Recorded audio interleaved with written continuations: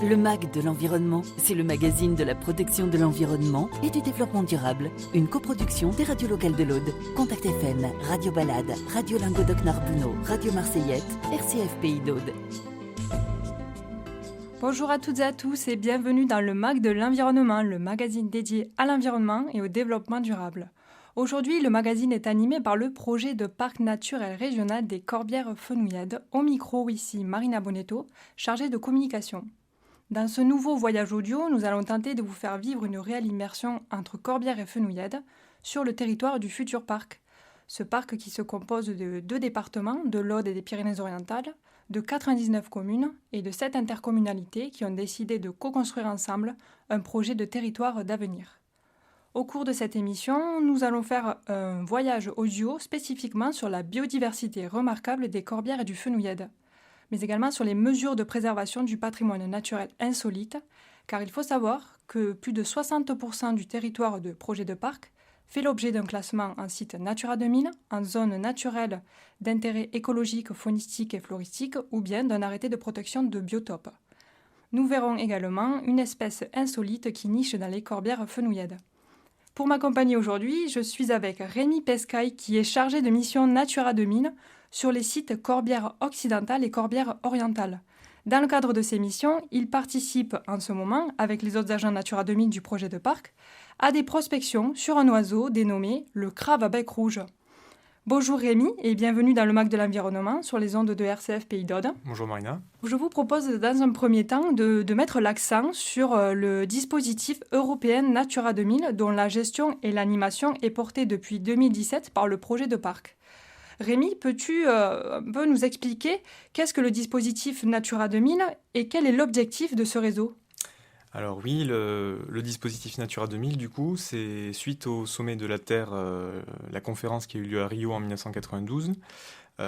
Donc l'Union européenne a eu pour stratégie de développer un outil de préservation de la biodiversité, parce que jusque-là, on n'avait pas de tel réseau, de telle stratégie, et du coup, Natura 2000 a été créé ainsi en 1992.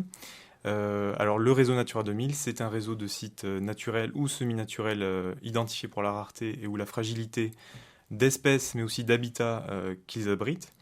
Donc chaque site est défini de par la présence d'espèces animales, végétales ou d'habitats sur la base d'annexes qui proviennent de 2 directives européennes. On a d'un côté la directive Oiseaux qui a été adoptée en 1979, et qui permet de désigner des sites qu'on appelle les zones de protection spéciale, ou ZPS, voilà l'acronyme, et une autre directive qui est la directive Habitat Faune Flore, qui a été adoptée en 1992 et qui permet de désigner ce qu'on appelle les zones spéciales de conservation, ou ZSC. Donc Natura 2000 est un réseau européen, tu l'as dit. Peux-tu nous dire un petit peu plus ce que cela représente à l'échelle de l'Europe et de la France en termes de sites et de pourcentage du territoire ? Alors en termes de sites, à l'échelle européenne, on est à environ, donc c'est des chiffres de 2017, 27 500 sites, ce qui représente en termes de surface 18% des terres et 6% de ce qu'on appelle la zone économique exclusive, c'est-à-dire les zones maritimes.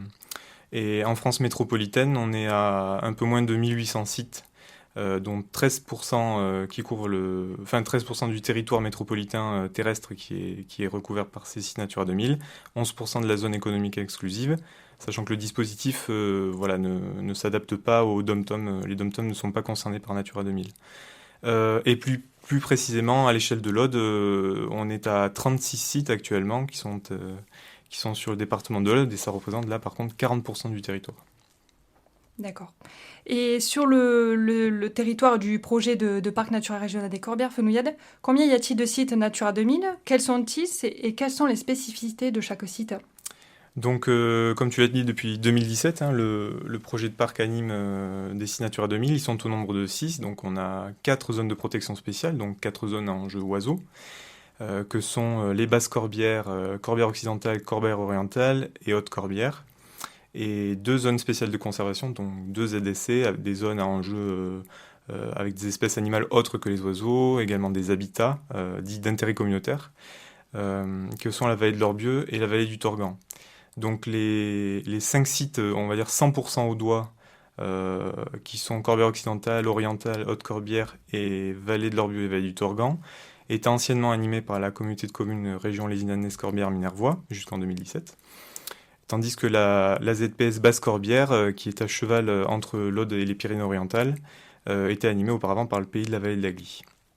Donc en termes de spécificité, je vais le faire de manière chronologique, suivant les dates, les années sur lesquelles ont été validés ce qu'on appelle les documents d'objectifs, donc c'est les plans de gestion de chaque site qui ont été réalisés, montés de manière concertée. C'est vraiment à la base, c'est une concertation avec l'ensemble des acteurs locaux du territoire. Donc Basse-Corbière, c'était le premier dont le document d'objectif a été validé en 2006. C'est un des sites pilotes en France, donc vraiment la première vague de sites Natura 2000 qui a été mise en place. Du coup, il n'y a pas eu forcément une concertation très approfondie, et on se retrouve avec un site morcelé aujourd'hui, sur 40 communes, 30 000 hectares, et morcelé avec en grande majorité des falaises comme milieu. Après, on a du coup une partie plus méditerranéenne sur ce site au sud et à l'est avec beaucoup de vignobles, et la partie occidentale qui va presque rejoindre la Haute-Vallée de l'Aude et où on a des troupeaux installés. Donc on a des passereaux patrimoniaux, mais vraiment de très forts enjeux dans les vignes et garrigues, notamment le coche-vite éclat ou encore l'alouette calandrelle. Et puis des rapaces rares et menacés rupestres, c'est-à-dire qui nichent sur les falaises. Le plus emblématique, le plus rare vraiment, c'est l'aigle de Bonelli, puisqu'il y a 2 couples qui nichent sur la ZPS Basse-Corbière. Et au total en France, il y a à peu près 30 couples, donc une très bonne représentativité, mais du coup un rapace très très menacé. On a également l'aigle royal en falaise, le faucon pèlerin ou encore le grand-duc d'Europe. Donc on a un site situé entre Pyrénées et Méditerranée, donc on a également un site avec beaucoup d'activités et loisirs de pleine nature, on a du VTT, on a de l'escalade également avec les nombreuses falaises. Donc il faut être vigilant à préserver la tranquillité de ces rapaces, de ces oiseaux de manière générale. Ensuite, la vallée de l'Orbieu, dont le document d'objectif a été validé en 2010. Donc on a des habitats d'intérêt communautaire sur la vallée de l'Orbieu, tels que des forêts alluviales à Aulne et Fresnes, ou encore des landes oro-méditerranéennes endémiques à Genêt-Épineux. Donc endémiques, c'est-à-dire qu'on ne trouve ces landes oro-méditerranéennes à Genêt-Épineux que sur des secteurs de l'Orbieu, proches de l'Orbieu. On a également des espèces animales qui sont dites d'intérêt communautaire. Donc on a la loutre d'Europe sur l'Orbieu, des chauves-souris également comme le petit rhinolophe, ou encore on a l'écrevisse à pattes blanches, donc qui est une espèce indigène d'écrevisse. Le périmètre de l'Orbieu, donc on a, on va dire, une grosse tête du bassin versant qui est prise dans ce périmètre. Et puis ensuite, le périmètre accompagne l'Orbieu sur toute sa longueur jusqu'à la confluence avec l'Aude, au niveau de la commune de Marcorignan. Donc soit on a un périmètre quand même de 55 km de long, donc avec une activité plutôt liée à l'élevage en amont. Donc les enjeux, c'est le maintien notamment de l'élevage, donc pour éviter la fermeture des milieux et une homogénéisation des milieux. Il y a également des questions de gestion du cours d'eau, en termes de qualité du cours d'eau et de continuité également. La partie aval, elle, donc c'est seulement la ripicile, c'est-à-dire la végétation qui borde l'Orbieu qui est concernée par le périmètre. Et on a de l'activité principalement viticole, donc là aussi des enjeux de protection des cours d'eau. Ensuite, on a la ZPS Corbière orientale, dont le document d'objectif a été validé en 2011. C'est le plus à l'est des sites dans l'Aude, avec un climat méditerranéen plus marqué du coup. Une mosaïque de milieu avec des passereaux patrimoniaux là aussi, des rapaces rupestres tels que l'aigle royal, mais il y a également d'autres rapaces comme des rapaces forestiers comme le circadet de Jean Leblanc. La viticulture est majoritaire sur ce site en termes d'activité agricole. Et il est à noter que le site est animé par le projet de parc Corbière-Fenouillède, mais une partie du périmètre de ce site est située côté PNR de la Narbonnaise en Méditerranée, notamment le massif de Fontfroide. Ensuite, on a le site Corbières occidentales, dont le document d'objectif a été validé en 2012. Donc lui, il part sa pointe ouest du sud-est de Carcassonne, avec le massif de la Larique, jusqu'aux portes des Corbières sèches vers Talleyrand. Là aussi, une grande mosaïque d'habitats. L'exemple type, c'est la Larique, où on retrouve de la vigne en contrebas, des garrigues, de la forêt, des falaises. Enfin voilà, une grande mosaïque d'habitats, d'où une mosaïque d'espèces. Également des activités agricoles qui sont partagées entre la viticulture et puis l'élevage, par exemple dans le Val de Dagne. Et donc on va retrouver des espèces d'oiseaux comme le crabe à bec rouge dont on parlera tout à l'heure, qui est associé souvent à l'élevage. La zone est régulièrement fréquentée par le vautour fauve également, une zone de transit idéale entre la montagne noire, donc le massif central, et puis la chaîne des Pyrénées. Et en termes de forêt, on retrouve aussi bien des chênaies que des pinèdes. Donc par rapport à d'autres sites tels que Corbière-Orientale où c'est un climat plus sec, eh bien on a des chênaies qui vont accueillir par exemple le pic noir. Donc on va dire que les ZPS des Corbières-Fenouillèdes ont relativement les mêmes espèces d'oiseaux d'intérêt communautaire, mais voilà, il y a quelques petites différences de climat et des différences biogéographiques qui expliquent voilà, qu'il y a quelques espèces qui sont sur tel site et pas forcément sur un autre. Le site des Hautes-Corbières, donc le document d'objectif a été validé en 2012. Donc là, une zone bien typique, puisqu'il y a un climat de transition entre deux zones climatiques, avec le plateau de Moutoumé au centre, on pourrait dire. Côté ouest, c'est plutôt un climat atlantique, et côté est, un climat méditerranéen. Une zone avec près de 50% quand même de forêt en termes de surface, hein, ça c'est lié à la déprise agricole depuis les années 50. Une agriculture traditionnellement liée à l'élevage, donc une zone qui est très favorable à la fréquentation des rapaces charognards, donc qui se nourrissent des carcasses, le milan royal. L'aigle royal également peut être charognard dans certaines occasions. Et puis surtout les 4 espèces de vautours qu'on a en France, donc le vautour percnoptère, le gypaète barbu, le vautour fauve et le vautour moine. Et puis quelques passereaux liés à l'élevage également, tels que la pigrèche écorcheur et le crabe à bec rouge là aussi. Donc l'enjeu, c'est vraiment le maintien de l'ouverture des milieux en maintenant l'activité d'élevage, réduire ou adapter l'utilisation des produits sanitaires et phytosanitaires, et préserver la tranquillité des aires de rapaces que l'on connaît. Et je finirai par la vallée du Torgan, donc, dont le périmètre fait seulement 1000 hectares, donc répartis sur 4 communes, Massac, Derne-Cueillette, Montgaillard et Paderne, où on trouve des forêts-galeries à sol blanc et peuplier blanc, du barbeau méridional, donc, qui est une espèce de poisson, ou encore la cordule à corps fin, qui est une espèce d'odonate, donc de libellule. Donc là, le périmètre prend là aussi la tête du bassin versant, jusqu'à la confluence avec le Vert double au niveau de Paderne. On a des terres agricoles en amont, donc élevage et viticole principalement, puis des zones escarpées et des milieux plus fermés au niveau des gorges du Torgan, et au niveau de la confluence du Vert double, une influence méditerranéenne plus marquée. Et là aussi, les enjeux, vu que c'est un cours d'eau, c'est la préservation, l'amélioration de la qualité de l'eau et le bon fonctionnement, la bonne continuité du cours d'eau. Eh bien, merci Rémi pour la description de ces sites Natura 2000. On se retrouve après une petite page musicale.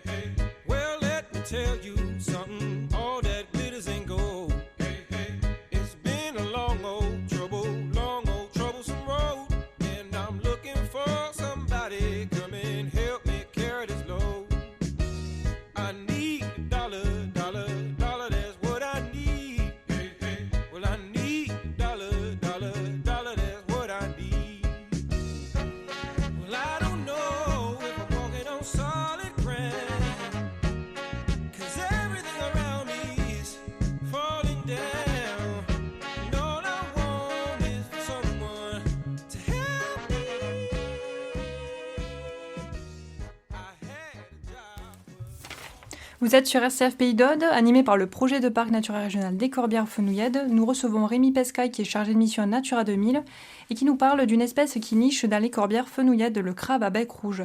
Au cours de vos missions, vous êtes amené à faire des prospections de terrain, non seulement pour observer les espèces, mais également approfondir les connaissances sur ces espèces. Pour mieux comprendre cela, je suis allée à la rencontre d'Adeline Brissot, qui est également chargée de mission Natura 2000 sur la ZPS Basse-Corbière.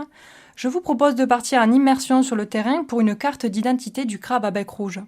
Si l'on vous dit crabe à bec rouge, que vous imaginez-vous ? Eh bien, nous allons demander à Adeline Brissot de nous décrire cette espèce. Bonjour Adeline. Bonjour. Peux-tu nous décrire à quoi ressemble cet oiseau ? C'est un oiseau de la famille des corvidés, comme les corbeaux, les pies et les geais. Et il ressemble il est tout noir comme un corbeau, mais il est plus grand qu'un chouca que vous connaissez sûrement, qui niche souvent dans les platanes dans les villages. En particularité, il a sa forme en vol. En fait, on voit que ses ailes elles font la même taille, enfin la même largeur depuis la base jusqu'à l'extrémité. Et on voit très très bien les plumes qui sont à l'extrémité justement, qui sont très séparées les unes des autres. On appelle ça digité. Et comme son nom l'indique, il a le bec rouge, il a le bec long, fin et rouge lorsqu'il est adulte et un peu plus orangé quand il est jeune. Il a également les pattes rouges. Y a-t-il une différence entre les mâles et les femelles ? Non, les différences morphologiques sont très très faibles et on ne les voit pas sur le terrain. Y a-t-il des risques de confusion avec d'autres espèces ? En fait, c'est un oiseau qui niche, qui se trouve souvent, notamment en montagne. Et là-bas, il peut se confondre avec le chocar à bec jaune, qui est son cousin, et qui lui, par contre, a, comme son nom l'indique aussi, le bec jaune. Et par contre, ils se discernent très bien, notamment par ça, également par leur cri qui est totalement différent, et également par la forme en vol qui n'est pas la même. Et en plus, ici, on ne peut pas tellement les confondre parce qu'on n'a pas la présence du chocar dans les corbières. Quel est le poids de cet oiseau ? Il pèse entre 250 et 360 grammes. Quelle est sa taille ? La taille de haut en bas, c'est 39 à 40. Quelle est la durée de vie de cet oiseau ? Il peut vivre jusqu'à 14 ans. Quel est son régime alimentaire ? Il est principalement insectivore et il mange les insectes qu'il peut trouver au sol, au pied des falaises, ou alors dans les champs un petit peu aux alentours. On le trouve souvent associé aux prairies parce qu'il apprécie manger les insectes coprophages, donc qui se trouvent dans les déjections des animaux d'élevage souvent. Donc c'est pour ça qu'il est souvent associé au pâturage et à l'élevage. À quelle période est-il présent dans les corbières fenouillèdes ? En fait, c'est un oiseau dont les populations françaises vivent en partie en montagne et en haute altitude. Et quand c'est le cas, ils sont obligés pour la plupart de descendre à plus basse altitude en hiver pour trouver à manger. Ici, dans les corbières, ils n'ont pas ce problème puisqu'il y a des insectes, il y a de quoi se nourrir toute l'année. Et donc du coup, ils restent dans le coin. Mais par contre, ils se rassemblent en plus grand groupe ou alors ils changent un petit peu de massif ou ils ont quand même quelques déplacements en fonction des saisons. Et c'est justement ce phénomène qu'on étudie en ce moment dans notre étude. Quelle est sa zone de répartition sur le territoire des corbières fenouillèdes ? Alors, c'est un oiseau qui aime beaucoup les falaises et il aime bien quand il y a des espaces ouverts, de préférence avec de l'élevage, mais il peut aussi se nourrir dans les vignes, autour de cette falaise. Et du coup, on le trouve principalement là où il y a des plutôt grandes falaises, donc plutôt dans le sud du massif, au niveau de la frontière Haute-Pyrénées-Orientale. Peux-tu me décrire quel est son habitat et quel est l'intérêt que nous soyons précisément sur ce point d'observation aujourd'hui ? Alors son habitat, c'est plutôt les falaises et les parois rocheuses, comme on l'a dit tout à l'heure. Et il apprécie avoir des zones ouvertes autour, de préférence où il y a de l'élevage, puisque, voilà, comme on l'a dit tout à l'heure. Mais aussi, ça peut être des champs ou juste des zones ouvertes. On peut parfois l'apercevoir dans les vignes en train de se nourrir. Et là, on est sur Caya, le lieu dit Caya, sur la commune de Paziolles. Et on a vu sur tout le gros de Paderne avec toutes les falaises, ainsi que tout le contrefort du Toche. Et là, on attend que les craves viennent se reposer pour la nuit. Et du coup, on est une quinzaine d'observateurs sur toutes les crêtes différentes. Là, on voit les collègues un peu au loin. Et on essaye de voir par où ils vont et où est-ce qu'ils vont se reposer pour les compter. Merci Adeline pour cette carte d'identité de cet oiseau. Pour finir cette immersion, je vous propose d'écouter le cri de cet oiseau.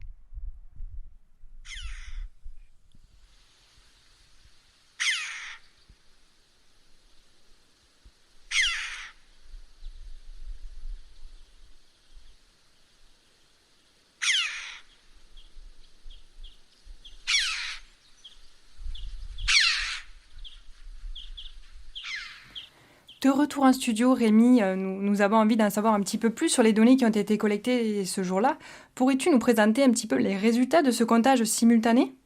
Oui, tout à fait. Donc, c'est des premiers résultats bruts, mais donc on a trouvé à l'échelle des corbières fenouillèdes un gros dortoir d'environ 75 individus, situé à cheval entre l'Aude et les Péaux, entre Saint-Paul de Fenouillet et Duhac-sous-Pey-Repertuze. Et puis quelques petits dortoirs qui correspondent sûrement, probablement à des couples qui restent ensemble tout le long de l'année. Et qui restent sur leur site de nidification. Donc au total, on est à peu près à à 80-85 individus sur les corbières fenouillèdes. Et côté Pays de Sceaux, le même comptage a été fait le même jour. Et on est à peu près à 55 individus. Donc on a une fourchette corbière fenouillède Pays de Sceaux, donc une bonne partie du département de l'Aude où il y a le crabe à bec rouge, à 140 individus. Et du coup, par rapport à... J'ai cherché rapidement des chiffres. En 2008, l'effectif départemental était à peu près entre 100 et 240 individus reproducteurs, sans compter les individus qui ne se reproduisent pas. Donc on serait dans une fourchette basse moyenne, mais on aura une meilleure estimation de la dynamique de population lors d'un prochain comptage hivernal avec le même protocole d'ici 2-3 ans. Merci Rémi. Pour recontextualiser ce travail de prospection, pourquoi avez-vous choisi de réaliser une étude spécifique sur le crabe à bec rouge ? Et donc, on sait que cette étude se réalise sur 2 années d'animation, donc 2020-2021. Peux-tu nous en dire plus et quels sont les objectifs respectifs ? Alors du coup, le crabe à bec rouge est ressorti comme une espèce où le suivi est prioritaire puisqu'on n'a pas de données bien spécifiques et protocolées de cette espèce depuis plus de 10 ans maintenant. Donc effectivement, elle se réalise en 2 temps, l'étude. La partie hivernale, donc où on a fait des prospections simultanées pour voir les dortoirs, puisque du coup en fin de journée, les individus qui se regroupent pour s'alimenter la journée rejoignent des dortoirs, donc pour avoir une estimation de la population.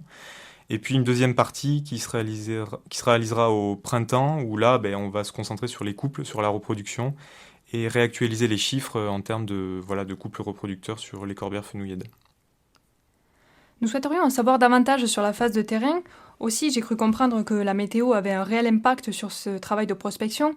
Comment se déroulent les phases d'inventaire et de suivi dans les 2 cas ? Et comment enregistre donc ces données ? Y a-t-il une méthodologie spécifique à suivre sur le terrain ? Alors du coup, là aussi je sépare partie hivernale et partie printanière. Donc en hiver, les phases d'inventaire, ça commençait en début d'après-midi, donc on se plaçait sur des cols, des falaises, etc., sur des crêtes, des points de vue... des bons points de vue. Et du coup, les craves revenaient vers... ça dépend également de la durée du jour, mais vers 4 heures, entre 4 et 5 heures, donc il ne fallait pas louper ce moment-là. Et du coup, on notait les groupes soit sur une feuille papier en retranscrivant également sur une carte le mouvement que faisait le groupe en vol, ou le dortoir, si on avait la chance d'avoir un dortoir posé, enfin des individus posés, ou sinon sur l'application également Naturaliste, du coup, qui est une application gratuite sur smartphone, et une fois qu'on synchronise les données qu'on a collectées, ça va sur le site Faune Languedoc-Roussillon, qui va bientôt devenir Faune Occitanie, et là on a toutes les données de tous les observateurs qui ont participé, soit papier, soit via le site. Et au printemps, du coup, ce sera en cours de journée. On va aller voir à la fois des sites de nidification que l'on connaît, où on a déjà des données, et puis explorer des falaises où potentiellement il pourrait y avoir également des couples. Alors Rémi, je suis persuadée qu'après toutes ces explications, nos auditeurs se questionnent sur la retranscription de ce travail. Y aura-t-il une valorisation finale portée à connaissance du public ? Oui, pourquoi pas. On pourrait par exemple, il est prévu dans l'étude la rédaction d'un rapport qui va retracer les résultats des prospections hivernales et printanières. Donc ce rapport pourra être mis à disposition du public, pourquoi pas sur le site internet du parc. Et puis ensuite, pourquoi pas également une future animation grand public lorsque les conditions le permettront, spécifique à l'espèce, où on irait sur un site que l'on connaît, essayer de voir aux jumelles ou à la longue vue soit un dortoir ou soit un couple en phase de reproduction, sans trop de dérangement bien sûr. Après cette immersion naturaliste, nous allons conclure cette émission. Si vous désirez en savoir davantage sur le travail des agents Natura 2000, n'hésitez pas à les contacter par mail sur natura2000@corbière-fenouillède.fr. Rendez-vous également sur le site internet du projet de parc www.projet.corbière-fenouillède.fr sur l'onglet Actions de préfiguration Natura 2000. Vous y trouverez toutes les informations sur les lettres d'information, les plaquettes des sites et des flyers. Pour suivre les actualités du projet de parc, rendez-vous sur notre page Facebook Projet de parc naturel régional des Corbières-Fenouillèdes. Merci Rémi et Adeline pour ces échanges et cette immersion sur le territoire du futur parc.